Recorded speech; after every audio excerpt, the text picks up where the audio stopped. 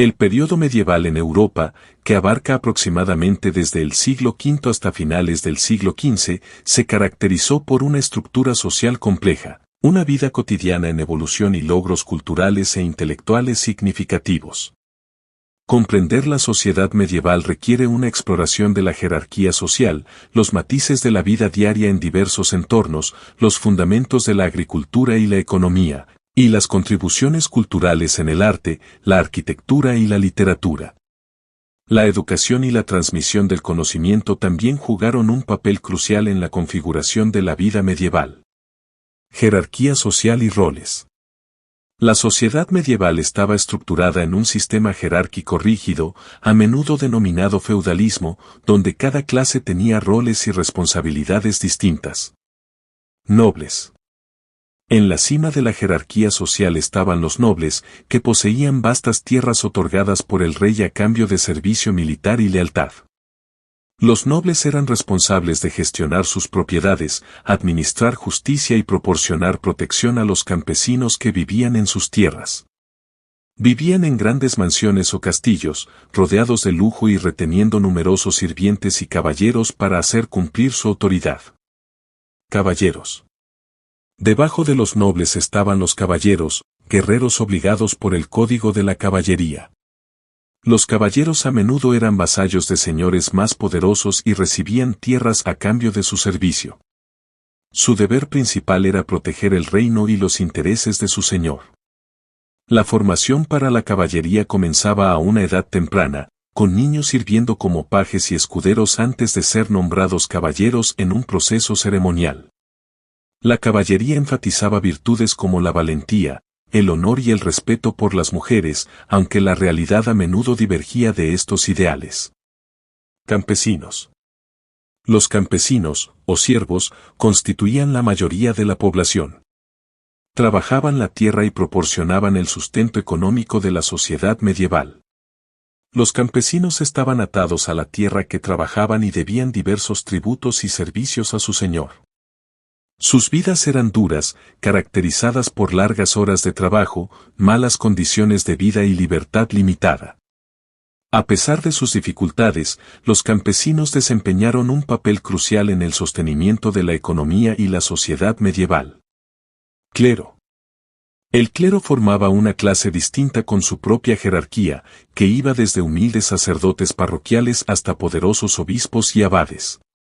La Iglesia era una fuerza dominante en la vida medieval, influyendo en casi todos los aspectos de la vida diaria. Los monasterios y conventos eran centros de educación, agricultura y caridad. El clero era responsable del bienestar espiritual de la población, conduciendo servicios religiosos y proporcionando orientación y apoyo. También desempeñaron un papel significativo en la preservación del conocimiento y el fomento del aprendizaje. Vida cotidiana en aldeas, pueblos y ciudades medievales. La vida cotidiana de las personas medievales variaba enormemente dependiendo de si vivían en aldeas rurales, bulliciosos pueblos o crecientes ciudades. Aldeas. En las aldeas medievales, la vida se centraba en la agricultura. Los campesinos trabajaban los campos desde el amanecer hasta el anochecer, siguiendo el calendario agrícola con sus ciclos de plantación, cuidado y cosecha de cultivos. Las aldeas eran pequeñas y autosuficientes, con prácticas comunales como tierras de pastoreo compartidas y esfuerzos agrícolas colectivos. Las casas eran modestas, a menudo construidas con madera y paja, y típicamente consistían en una sola habitación compartida por toda la familia. La iglesia de la aldea era un punto focal para la vida comunitaria, albergando ceremonias religiosas, festivales y reuniones sociales. Pueblos. Los pueblos medievales eran centros de comercio y artesanía. Los habitantes de los pueblos, conocidos como burgueses, se dedicaban a diversos oficios como herrería, tejido y panadería. Los pueblos generalmente estaban fortificados con murallas y puertas, ofreciendo protección y un sentido de identidad comunal. Los mercados eran centrales en la vida del pueblo, donde se compraban y vendían bienes del campo circundante y de regiones distantes. Los gremios desempeñaban un papel crucial en la regulación del comercio, manteniendo estándares y protegiendo los intereses de sus miembros. Los pueblos también tenían una estructura social más diversa, con ricos comerciantes, artesanos hábiles y trabajadores coexistiendo. Ciudades. Las ciudades, aunque pocas y distantes entre sí, eran los centros urbanos más grandes y complejos. Servían como sedes de gobierno, autoridad religiosa y poder económico. Ciudades como París, Londres y Florencia estaban llenas de actividad, presentando grandes catedrales, palacios y universidades. La población urbana era diversa, incluyendo nobles, comerciantes, artesanos, estudiantes y clérigos. La vida cotidiana en las ciudades era dinámica, con una mezcla de actividades culturales, económicas e intelectuales. La presencia de universidades e instituciones escolásticas en las ciudades también fomentó el crecimiento del aprendizaje y el intercambio de ideas. Agricultura y economía medievales. La agricultura fue la base de la economía medieval, con innovaciones y prácticas que sustentaron a la población. El sistema feudal, donde grandes propiedades eran gestionadas por señores y trabajadas por campesinos, era central en la producción agrícola. Innovaciones como el sistema de 3 campos, que rotaba cultivos para mantener la fertilidad del suelo, aumentaron significativamente los rendimientos. Este método involucraba plantar un campo con cultivos de invierno, otro con cultivos de primavera y dejar el tercero en barbecho. La introducción de arados pesados, molinos de agua y molinos de viento también mejoró la eficiencia y la productividad. Estos avances apoyaron el crecimiento de la población y la urbanización al garantizar un suministro de alimentos estable. Además, el crecimiento de los mercados locales y ferias facilitó el intercambio de bienes, mientras que las rutas comerciales de larga distancia conectaban Europa con Asia y África, enriqueciendo la economía. El surgimiento de una clase mercantil y el desarrollo de prácticas bancarias sentaron las bases para la futura economía de mercado, transformando Europa medieval de una sociedad puramente agraria a una con actividades económicas diversas. Economía.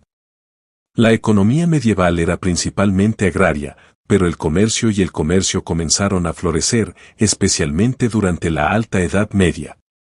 Los mercados locales y las ferias facilitaron el intercambio de bienes y las rutas comerciales de larga distancia conectaban Europa con Asia y África. El crecimiento de pueblos y ciudades estimuló la actividad económica, llevando al surgimiento de una clase mercantil.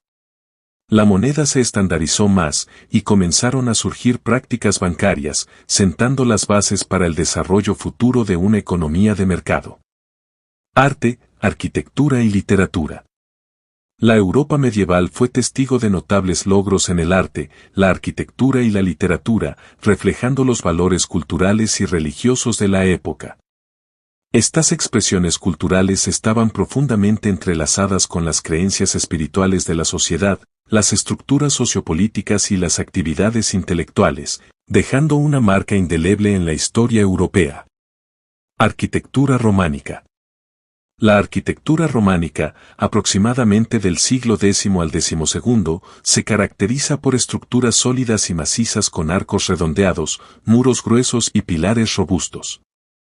El estilo surgió como un medio para expresar la creciente estabilidad y fervor religioso de la época, coincidiendo con la consolidación de territorios bajo señores feudales y la expansión del monaquismo. Características estructurales e innovaciones. Los edificios románicos generalmente presentaban arcos semicirculares y una construcción robusta. El uso de bóvedas de cañón y bóvedas de arista permitió la creación de grandes espacios interiores abiertos. Estas bóvedas distribuían el peso del techo de manera más efectiva, reduciendo la necesidad de soportes internos y creando naves amplias e ininterrumpidas. Ejemplos clave. Basílica de Saint-Sernin en Toulouse, uno de los edificios románicos más grandes que aún existen en Europa, es conocido por su diseño cruciforme, su enorme campanario y el extenso uso de capillas radiales. Catedral de Durham en Inglaterra, famosa por su bóveda de nervaduras y su posición en una colina con vista al río Wear, representa una transición entre los estilos románico y gótico. Arte y decoración. El arte románico incluía frescos, manuscritos iluminados y tallas, a menudo representando escenas bíblicas y santos.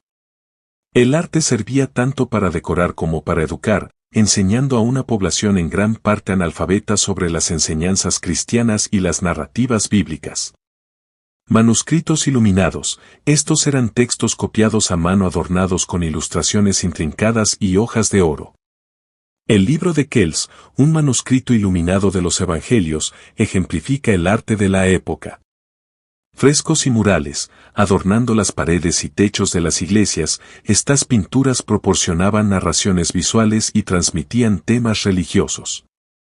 Obras escultóricas. Las decoraciones escultóricas eran integrales en la arquitectura románica, con tallas intrincadas que adornaban portales, capiteles y fachadas. Las esculturas a menudo eran simbólicas, representando escenas de la Biblia, las vidas de los santos y criaturas fantásticas. El tímpano del juicio final en la Catedral de Autun, tallado por Gislebertus, es una representación dramática del juicio final, que muestra la naturaleza detallada y expresiva de la escultura románica. Arquitectura gótica. La arquitectura gótica, siglos XII al XVI, siguió a la románica y se conoce por su altura, luz y detalles intrincados.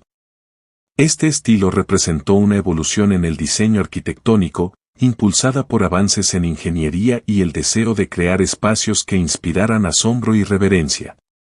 Características estructurales e innovaciones. Las características clave de la arquitectura gótica incluyen arcos apuntados, bóvedas de nervaduras y arbotantes. Estas innovaciones permitieron la construcción de edificios más altos y ventanas más grandes, transformando los interiores de las iglesias en espacios llenos de luz y de aspecto etéreo. Arcos apuntados, estos distribuían el peso de manera más eficiente que los arcos redondeados, permitiendo techos más altos y soportes más esbeltos. Bóvedas de nervaduras, proporcionaban mayor estabilidad estructural y flexibilidad en el diseño del techo. Arbotantes, soportes externos que transferían el peso del techo y las paredes hacia afuera, permitiendo la construcción de grandes ventanas. Ejemplos clave. Notre-Dame de París, un ejemplo icónico de la arquitectura gótica francesa, conocido por su impresionante tamaño, fachada detallada y hermosos rosetones. Catedral de Chartres, famosa por su armonía arquitectónica, extensos vitrales y el laberinto en su suelo, simbolizando un viaje espiritual. Arte y decoración. El arte gótico evolucionó con esculturas elaboradas, vitrales detallados y manuscritos iluminados que mejoraron la belleza y el ambiente espiritual de las estructuras religiosas. Vitrales, estos se convirtieron en una característica definitoria de las catedrales góticas. Los colores vibrantes y los diseños intrincados contaban historias bíblicas y iluminaban el interior con luz divina. Los rosetones de Chartres y Notre-Dame son ejemplares. Esculturas, la escultura gótica era más naturalista y expresiva en comparación con la románica. Las fachadas y los portales estaban adornados con estatuas de santos, ángeles y figuras bíblicas, como se ve en la intrincada estatuaria de la Catedral de Reims. Manuscritos iluminados. La producción de manuscritos iluminados continuó floreciendo durante el periodo gótico, con un enfoque creciente en el realismo y el detalle.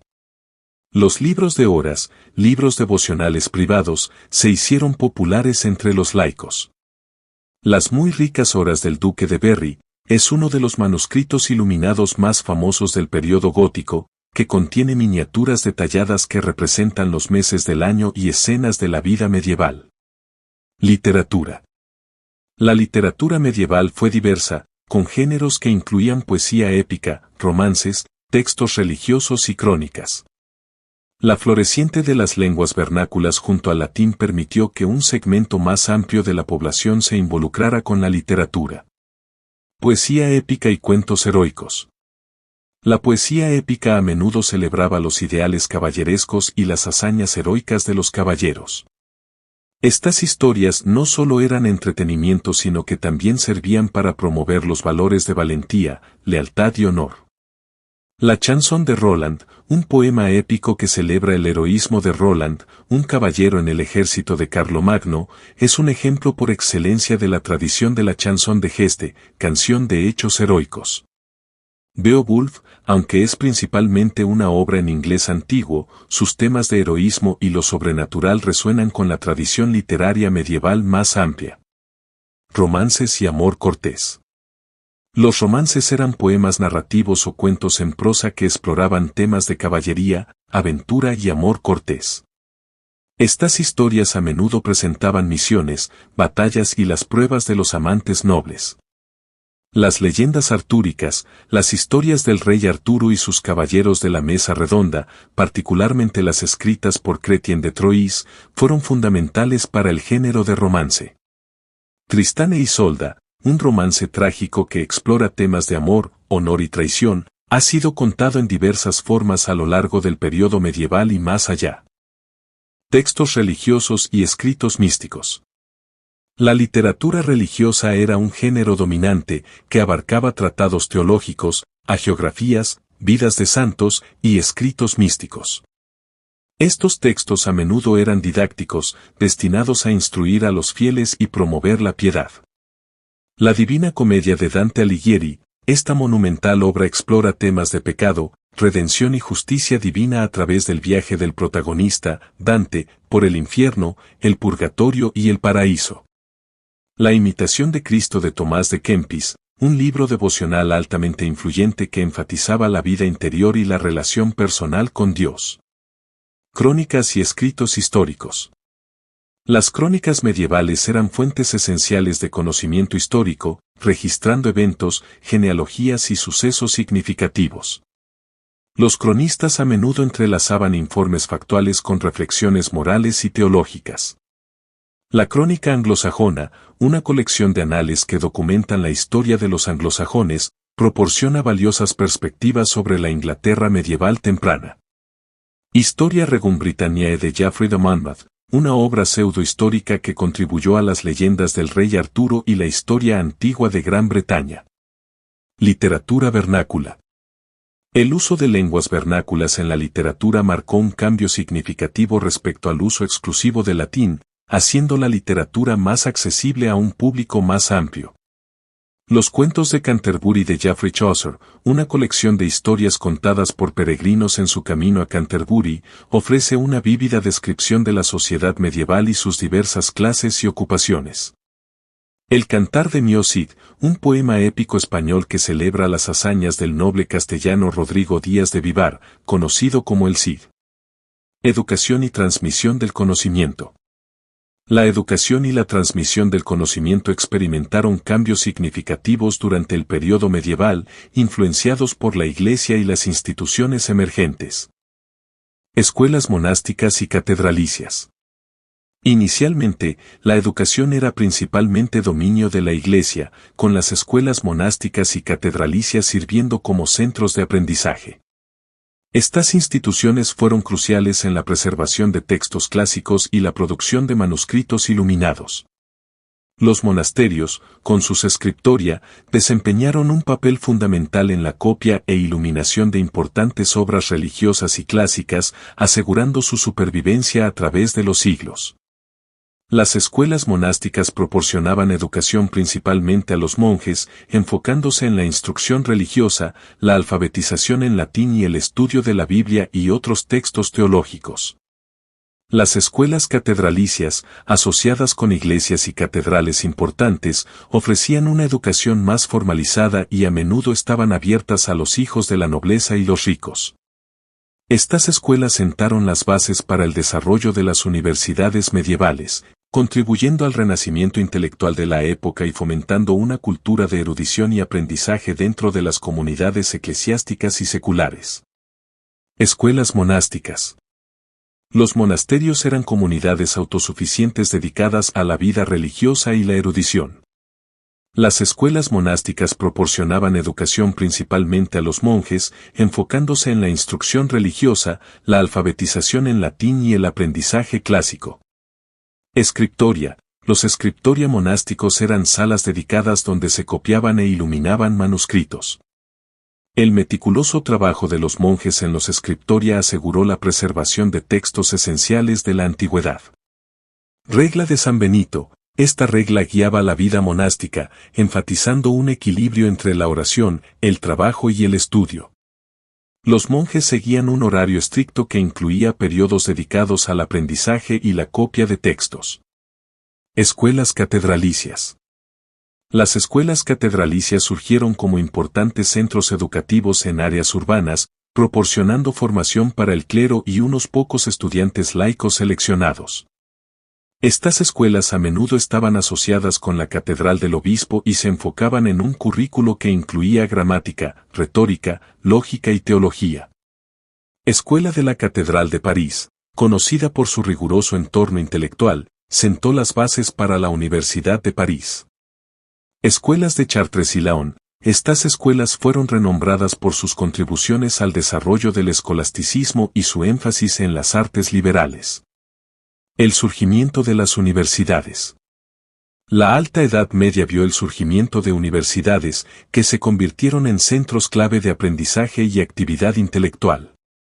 Estas instituciones eran corporaciones autónomas que ofrecían una educación estructurada y secular. Fundación de universidades. Universidad de Bolonia, fundada en 1088, a menudo se considera la primera universidad. Se convirtió en un centro líder para el estudio del derecho. Universidad de París, conocida por su facultad teológica, se convirtió en un modelo para otras universidades en toda Europa. La Universidad de París fue particularmente influyente en el desarrollo del escolasticismo. Universidad de Oxford, fundada a finales del siglo XII, rápidamente creció en prominencia y sigue siendo una de las universidades más antiguas y prestigiosas del mundo. Currículo y estructura. Las universidades medievales ofrecían un currículo que se dividía en el trivium, gramática, retórica y lógica, y el quadrivium, aritmética, geometría, música y astronomía. El trivium se centraba en habilidades lingüísticas y lógicas fundamentales, mientras que el quadrivium cubría materias más avanzadas. Facultades. Las universidades estaban típicamente organizadas en facultades, incluyendo artes, derecho, medicina y teología. La Facultad de Artes proporcionaba la educación fundamental, tras la cual los estudiantes podían especializarse en una de las facultades superiores. Grados. Los grados otorgados eran el bachillerato en artes, BA, la maestría en artes, MA, y el doctorado. La AMA y el doctorado permitían a los graduados enseñar y ocupar puestos académicos. Método escolástico. El método escolástico se caracterizaba por un razonamiento dialéctico riguroso y la síntesis de la filosofía clásica con la teología cristiana. Escolásticos prominentes, como Tomás de Aquino y Alberto Magno, desempeñaron roles cruciales en esta tradición intelectual.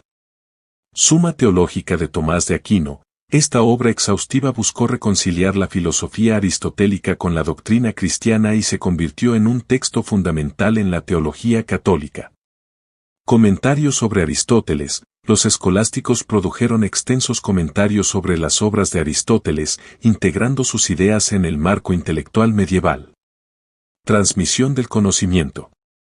La transmisión del conocimiento durante el período medieval fue facilitada por la traducción de textos clásicos e islámicos al latín, así como por la invención de la imprenta. Movimiento de traducción. El Renacimiento del siglo XII vio un significativo movimiento de traducción, con eruditos traduciendo obras del griego, árabe y hebreo al latín. Estas traducciones trajeron una gran cantidad de conocimiento del mundo antiguo e islámico a la Europa medieval. Escuela de Traductores de Toledo, un renombrado centro de traducción en España, donde los eruditos tradujeron importantes obras en ciencia, filosofía y medicina. Gerardo de Cremona, uno de los traductores más prolíficos, tradujo más de 70 obras del árabe al latín, incluyendo el Almagesto de Ptolomeo y el Canon de Medicina de Avicena. Invención de la imprenta. La invención de la imprenta por Johannes Gutenberg a mediados del siglo XV revolucionó la diseminación del conocimiento. Este avance tecnológico hizo que los libros fueran más accesibles y asequibles, llevando a un aumento de la alfabetización y la difusión de nuevas ideas. Biblia de Gutenberg, el primer gran libro impreso usando tipos móviles, marcó el comienzo de la revolución de la imprenta. Impacto en la educación. La imprenta facilitó la producción de libros de texto, permitiendo una educación más amplia y eficiente. También permitió la rápida difusión del humanismo renacentista y las ideas de la Reforma. El período medieval en Europa fue una época de profunda transformación social, económica y cultural. La jerarquía social definió roles y responsabilidades, moldeando la vida cotidiana de individuos en aldeas, pueblos y ciudades. Los avances en la agricultura y la economía apoyaron el crecimiento de la población y la urbanización. El arte, la arquitectura y la literatura florecieron, reflejando los valores y creencias de la época. La educación y la transmisión del conocimiento evolucionaron, sentando las bases para los avances intelectuales del Renacimiento. Comprender estos aspectos proporciona una visión integral de la sociedad medieval y su legado perdurable.